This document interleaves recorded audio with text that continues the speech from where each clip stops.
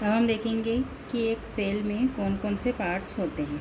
सबसे पहले हम देखेंगे nucleus. Nucleus lies in the medium और सेंटर पोजीशन इन एनिमल और यंग प्लांट सेल। ये कहाँ पर होता है? सेंटर पोजीशन मतलब जो सेल होता है उसके सेंटर में ये होता है। ये एक ओवल शेप्ड स्ट्रक्चर होता है जिसमें से थीन लाइक स्ट्रक्चर्स होते हैं और सेंटर में एक न्यूक्लियस होता है। इस न्यूक्लियस के अलावा ये आउटसाइड में न्यूक्लियर मेम्ब्रेन होता है। तो ये हमारे सेल के सेंटर में पाया जाता है। फिर हम देखते हैं क्रोमोसोम्स। अब ये क्रोमोसोम्स क्या होते हैं? Chromosomes are the rod like या थ्रेड लाइक स्ट्रक्चर होते हैं, यानी धागे के जैसे पतले पतले स्ट्रक्चर्स होते हैं।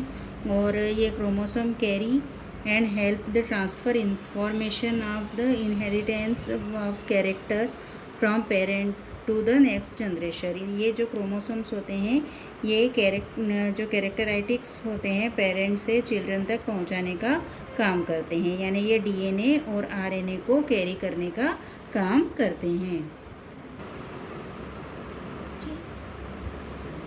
नेक्स्ट है हमारा साइटोप्लाज्म। साइटोप्लाज्म एक फ्लूइड होता है जो कि सेल के अंदर की जो बची हुई स्पेस होती है, यानी न्यूक्लियस और प्लाज्मा मेम्ब्रेन के बीच की जो खाली जगह होती है उसको भरने का काम हमारा साइटोप्लाज्म करता है। ये एक स्टिकी मटेरियल होता है जो कि उसको स्मूथ बना के रखता है और उसके स्मूथ बना के रखता है। अब नेक्स्ट हम देखते हैं endoplasmic reticulum. Endoplasmic reticulum is a complex network. ये एक कॉम्प्लेक्स नेटवर्क होता है। ये दो तरह का होता है, रफ एंडोप्लाज्मिक रेटिकुलम और स्मूथ एंडोप्लाज्मिक रेटिकुलम। अब जो हमारा रफ एंडोप्लाज्मिक रेटिकुलम होता है वो प्रोटीन का सिंथेसाइज करने का काम करता है, और जो स्मूथ वाला एंडोप्लाज्मिक रेटिकुलम होता है वो लिपिड के सिंथेसाइज करने का काम करता है। इसके अलावा जो एंडोप्लाज्मिक रेटिकुलम है वो इंट्रासेल्युलर और इंटरसेल्युलर ट्रांसपोर्ट का भी काम करता है, इंटरनली सपोर्ट देता है सेल को, और it provide large surface area for synthesize of many chemical and various physical activities. Physical activities मतलब बाहर की जितनी भी एक्टिविटीज़ होती है उनको एक सरफेस देने का काम ये एंडोप्लाज्मिक रेटिकुलम करता है। नेक्स्ट है हमारा गोल्जी ऑपरेटर्स या गोल्जी कॉम्प्लेक्स। गोल्जी कॉम्प्लेक्स एक कॉम्प्लेक्स स्ट्रक्चर होता है जिसमें ये जो बबल्स लाइक स्ट्रक्चर नज़र आ रहे हैं उन्हें हम वेसिकल्स बोलते हैं। ये हमारे न्यूक्लियस में, सेल में न्यूक्लियस के पास में ये पाया जाता है। ये सेल में यदि कुछ भी इंजरी वगैरह होती है तो उसको रिपेयर और सिंथेसाइज करने का काम करता है। नेक्स्ट है हमारा लाइसोसोम। लाइसोसोम को हम सुसाइड बेग भी कहते हैं। सुसाइड बेग क्यों कहते हैं? क्योंकि इसमें डाइजेस्टिव एंजाइम्स होते हैं और गलती से भी यदि ये इसमें कुछ प्रॉब्लम आ जाती है या ये फट जाता है तो पूरी सेल की डेथ हो जाती है, इसलिए इसको सुसाइड बेग कहा जाता है। अब ये क्या फंक्शन है इसके?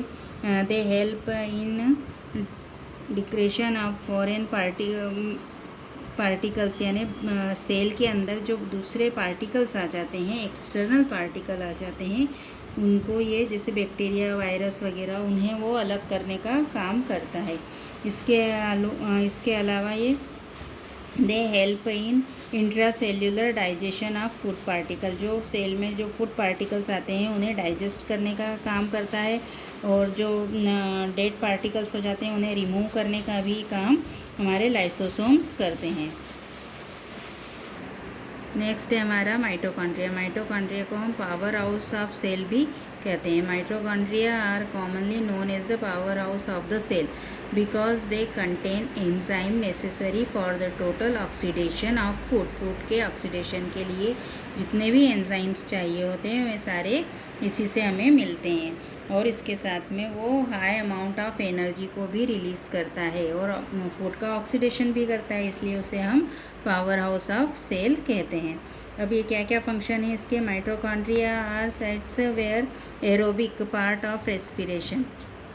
जिसको हम क्रेब साइकिल के नाम से भी जानते हैं, वो एरोबिक रेस्पिरेशन का वर्क भी इसी के थ्रू होता है। सेल को हमारे एनर्जी देने का काम भी करता है और इंटरमीडिएट का भी काम करता है, यानी कि सेल में जितनी भी सिंथेसाइज चीज़ें हो रही है, वेरियस एक्टिविटीज़ हो रही है, उनको ये उनके लिए ये इंटरमीडिएट का भी काम करेगा। नेक्स्ट है हमारा प्लास्टिड्स। प्लास्टिड्स क्या होते हैं? Large cell organelles found only in plant cell. सिर्फ प्लांट सेल में पाए जाते हैं और वो उसमें जो उनका जो ग्रीन पिगमेंट होता है प्लांट्स की लीव्स में, वो इन प्लास्टिड्स में पाया जाता है।